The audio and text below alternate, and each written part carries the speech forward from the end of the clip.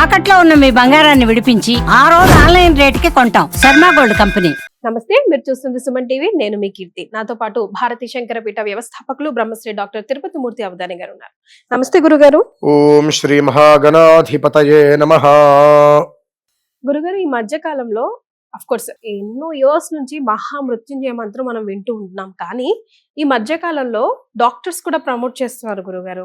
అంటే మనకి తెలిసిన డాక్టర్స్, ఫ్యామిలీ డాక్టర్స్ ఉంటారు కదా, ఐసీయూలో ఉండి లేకపోతే ఏదైనా ఇంపార్టెంట్ సర్జరీకి వెళ్లే ముందు కంపల్సరీగా మృత్యుంజయ మంత్రం జపించండి, మీ ఇంట్లో ఎవరికైనా ఒకరికి చెప్పండి, లేదా ఈవెన్ మన ఆపరేషన్ థియేటర్ లో కూడా లోపల కూర్చుని ఒక మూలన ఆ మంత్రం జపించండి అని చెప్తా ఉన్నారు. అంటే దాని యొక్క పవర్, అంటే కొన్నిసార్లు చదువుకున్న వాళ్ళు ఇవన్నీ త్రాష్, దేవుడు ఉన్నాడు, ఓకే, పవర్ ఉన్నాడు, మంత్రాలకి చింతకాయలు రాలుతాయి, ఇలాంటి డైలాగులన్నీ వాడుతూ ఉంటారు కదా. అతీతంగా ప్రూవ్ చేసిన మంత్రం ఏదైనా ఉందంటే చాలా తక్కువ మంత్రాలు, అంటే గాయత్రి మంత్రం, ఇలా చాలా ఉన్నాయి అనుకోండి.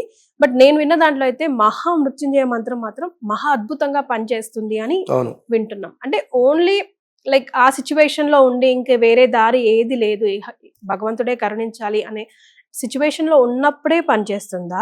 ఏ సిచ్యువేషన్ లో ఈ మంత్రాన్ని పఠించాలి? అంటే ఆ ఎనర్జీని కూడా మనం రిసీవ్ చేసుకోవాలంటే దానికి కూడా మనం రెడీగా ఉండాలని విన్నాను గురుగారు. సో దాని గురించి డీప్ గా ఎక్స్ప్లెయిన్ చేయరా నాకు? తప్పకుండా.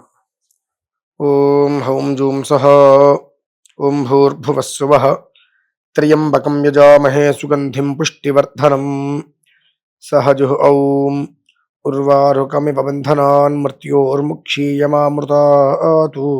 ఇది మృత్యుంజయ మంత్రం. మీరు అడిగినట్టుగా నేను ఇంకొక ప్రశ్న కూడా అడిగి వెళ్ళిపోతాను ఇందులోకి. భగవద్గీత గురించి మీకు తెలుసు కదండి, అది ఎప్పుడు వినిపిస్తూ ఉంటారు. మామూలుగా అది ఎక్కడైనా మనం విన్నామంటే మనకు వచ్చే థాట్ ఏంటి, వెంటనే ఎక్కడో ఎవరో పోయారని అనుకుంటున్నాం గురుగారు. అది నిత్య పారాయణ గ్రంథం. ఆత్మ ఉన్నది, మనోవికాసం కావాలి అనుకునే ప్రతి ఒక్కరూ కూడా అనునిత్యము కూడా ఒకటి పారాయణ, రెండు శ్రవణం, ఒకటి చదవటమో రెండు వినటమో ప్రతినిత్యము చేయవలసిన గ్రంథం అది. దాన్ని ఎలా అయితే కనుక చనిపోయినప్పుడు పెట్టుతున్నారో అలానే మృత్యుంజయ మంత్రాన్ని కూడా హాస్పిటల్లో ఉన్నారు, ఫిక్స్ స్టేజ్లో ఉన్నారు, అప్పుడు మాత్రమే చెయ్యాలి, విడిగా అది చెయ్యకూడనటువంటి స్థితికి వచ్చేసారమ్మా. అసలు మృత్యుంజయ మంత్రం మీనింగ్ ఏంటంటే విషయం తెలుసుకోవాలిగా. మృత్యుంజయ అంటే మృత్యుని జయిస్తాడు అనేటువంటిది ఉంది. మృత్యుని జయించడం అంటే ఏంటమ్మా అది తెలుసుకోవాలి ముందు.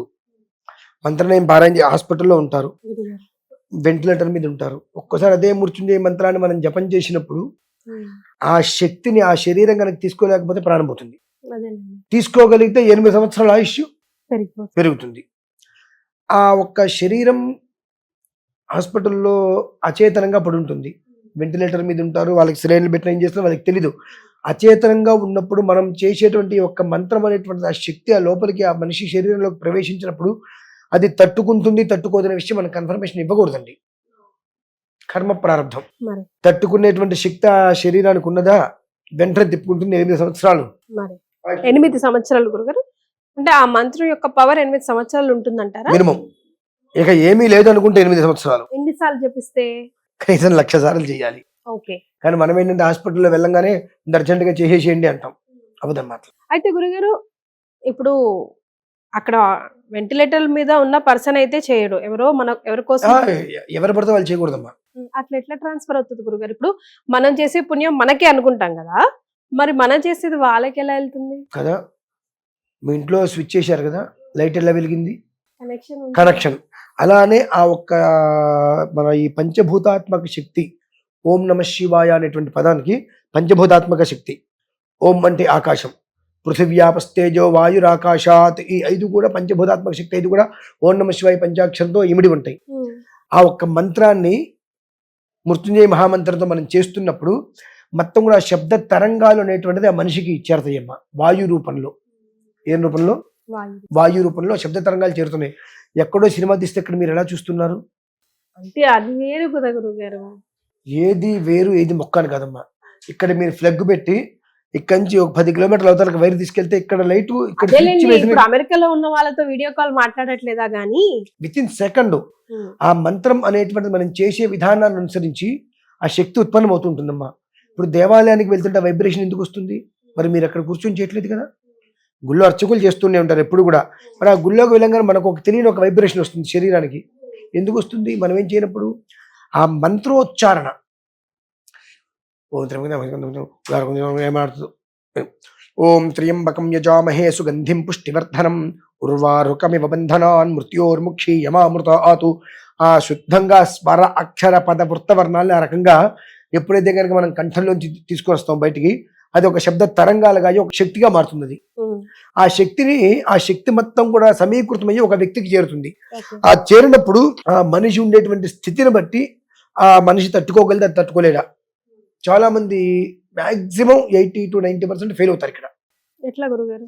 ఎందువల్లనంటే మనిషికి ఏదన్నా ఇబ్బంది వచ్చినప్పుడు హాస్పిటల్లో పెట్టి వెంటిలేటర్లో ఉన్నప్పుడు మృత్యుంజయ జపం చేయించేస్తారు 10 మందిని కూర్చోబెట్టి. ఆ 10 మంది ఒక్కొక్కళ్ళు సుమారుగా ఒక 4,000 5,000 ఉదయం మధ్యాహ్నం కూర్చొని ఒక్కొక్క మనిషి ఒక 6,000 చేస్తారు 2 పూటలు కూర్చుంటే. అంటే ఒక 60,000 ఇవాళ రేపట్లో 1,00,000 జపం చేసేయాలని కూర్చోబెడతారు. అంత శక్తిని ఆ మనిషి ఎక్కడ తట్టుకుంటారండి?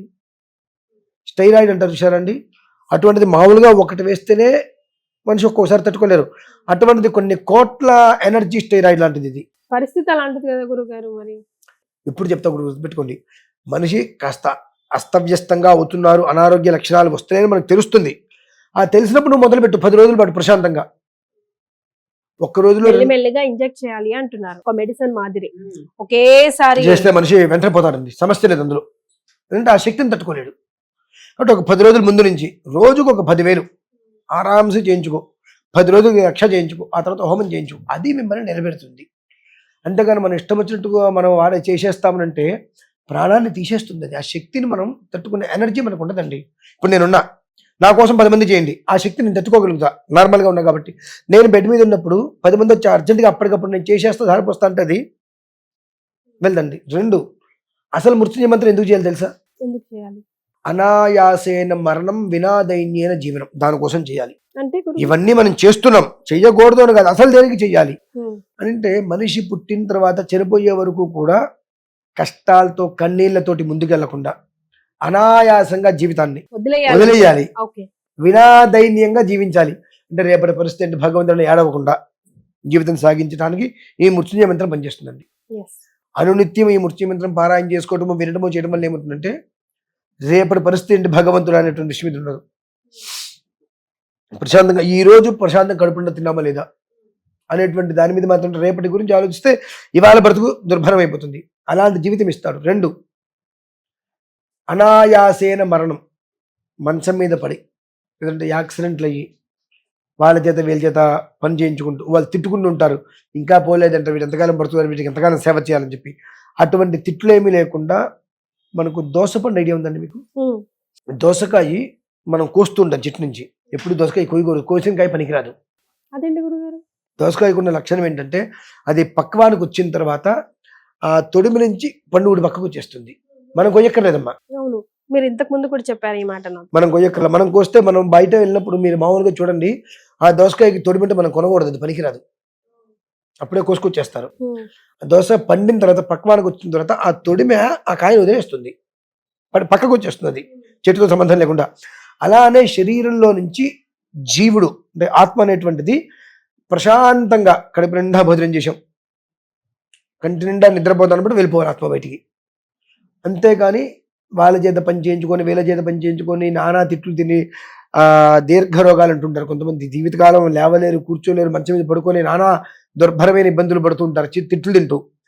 అటువంటి జీవితం అనేటువంటిది రాకుండా ఏ ఆయాసము నిస్పృహ లేకుండా పోవటాలు ఏమీ లేకుండా పూర్తిగా స్పృహలో ఉండి అలా ప్రాణం విడిచేయాలి. దానికోసం మృత్యుంజయ మంత్రం అమ్మ. అంటే అకాల మరణము అనేటువంటిది ఏ రకంగానూ సంప్రాప్తం కావద్దు. అలానే ఆయాస మరణం,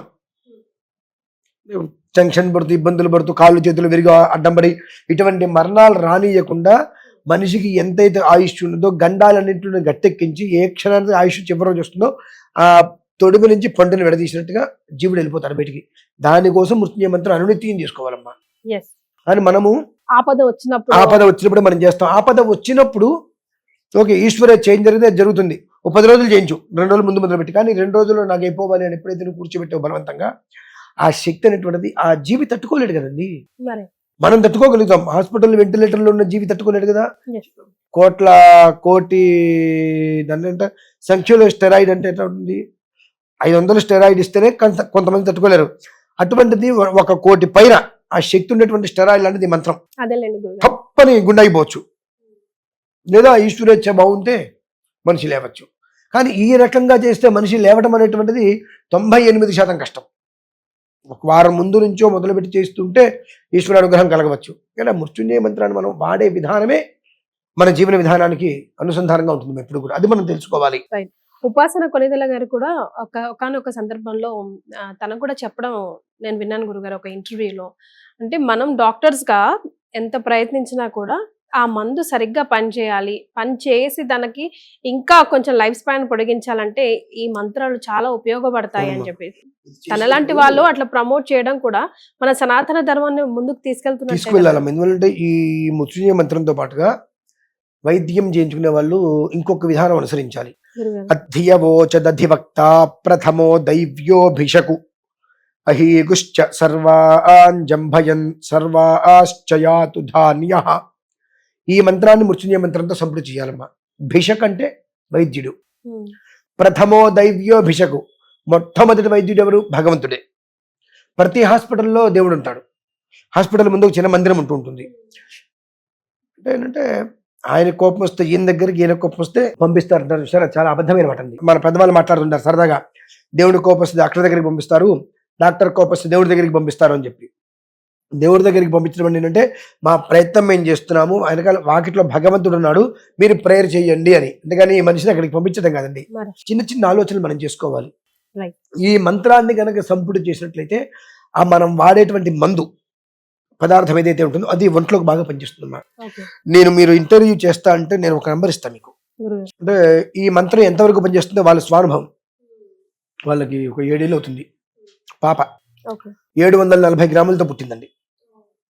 అదేదో మెడికవర్ ఏదో హాస్పిటల్లో వదిలేసేయమన్నారు. పాప ఇంతే ఉంది. పాప ఈ బాటిల్ అంటుంది. భర్తదం కష్టం వదిలేయమన్నారు. మగపిల్ల వాడితే వదిలేసే వాళ్ళము. ఆడపిల్ల పుట్టింది, ఎంతో అదృష్టం ఉంటే కానీ ఆడపిల్ల పుట్టదు. మన ప్రయత్నం మనం చేద్దాం, ఉంచుదాం అనుకున్నాం. మొదలు పెడితే 4 నెలలతో బాక్సులు పెట్టారమ్మా.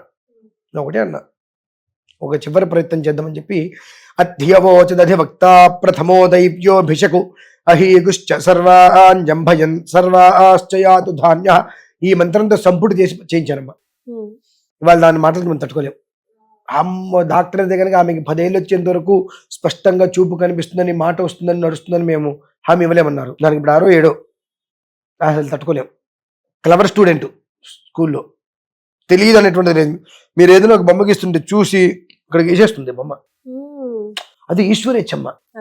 ఏంటంటే ఒక శక్తి మనకులోకి రావాలంటే ఎప్పుడైతే ఒక మంత్రాన్ని తీసుకుంటామో ఆ మంత్రానికి ఉపమంత్రాన్ని ఒకటి జోడించాలి. ఆ జోడించినప్పుడు అంటే వేడి నీళ్ళకి చన్నీళ్ళలాగా ఒక దాంట్లో ఎక్కువ పవర్ వస్తే దాన్ని ఇది కంట్రోల్ చేస్తుంది. ఆ కంట్రోల్ చేసి మనిషికి ఎంత స్థాయిలో మనిషి శరీరంలోకి ఆ మంత్రాన్ని ప్రవేశపెడితే మనిషి నిలబడగలుగుతాడు అనేటువంటి విధానంలో అది పంపిస్తుందమ్మా. అట్లా ఉంటుంది. అది మనం బ్లైండ్ గా ఏది చేస్తూ వెళ్ళిపోకూడదు.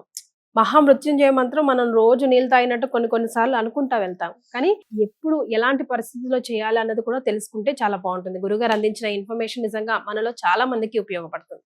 ధన్యవాదాలు గురుగారు.